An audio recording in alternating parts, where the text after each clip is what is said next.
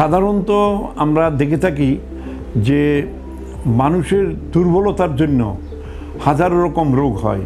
যেরকম একটি গাড়ি চলতে হলে যেরকম তার তেল দরকার, পেট্রোল দরকার, ডিজেল দরকার, মানুষ চলতে হলে তার বিশুদ্ধ রক্ত দরকার। তার ভিতরে আরবিসি, ডাব্লিউবিসি এগুলো থাকতে হবে, সমন্বিত রক্ত থাকতে হবে। অনেকের দেখা যায় থ্যালাসেমিয়া হয়, তার রক্ত নষ্ট হয়ে যাচ্ছে। ব্লাড ক্যান্সার হয়, তার রক্তের শক্তি নষ্ট হয়ে যাচ্ছে। অতএব আমাদেরকে সকল সময়ই একটা জিনিস খেয়াল রাখতে হবে যে আমার ব্লাডটা যেন পিওর ব্লাড থাকে। যে যত বেশি লাল খাবার খাবে সে তত বেশি ভালো রক্ত পাবে। যে যত বেশি ন্যাচারাল আয়রন খাবে সে তত বেশি রক্তকে সুরক্ষা দিতে পারবে। যে যত বেশি পানি খাবে, বিশুদ্ধ পানি, 24 ঘন্টা যে বিশুদ্ধ পানির কাছে থাকবে, বিশুদ্ধ পানি খাবে, 2 বার গোসল করবে, 9 বারের মতো পানি খাবে প্রতিদিন, তাহলে পরে সে 3.5 কেজি পানিতে তার রক্তটা সবসময় নিরাপদ থাকবে।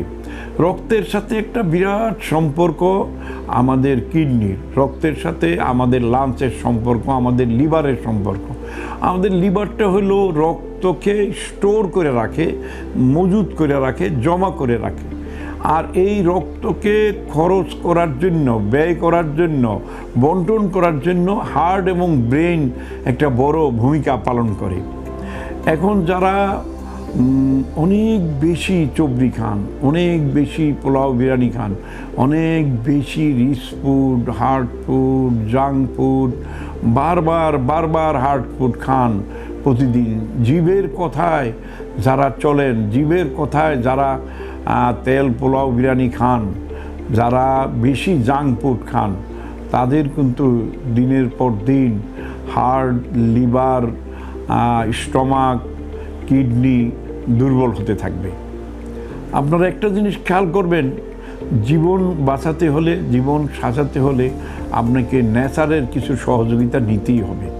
আপনি যতই পোলাও বিরিয়ানি খান, যদি আপনি যতটুকু পোলাও বিরিয়ানি খান আপনি খেয়ে নেন, কিন্তু সাথে আপনাকে অবশ্যই অন্তত 2 কেজি পরিমাণ সালাদ খেতে হবে।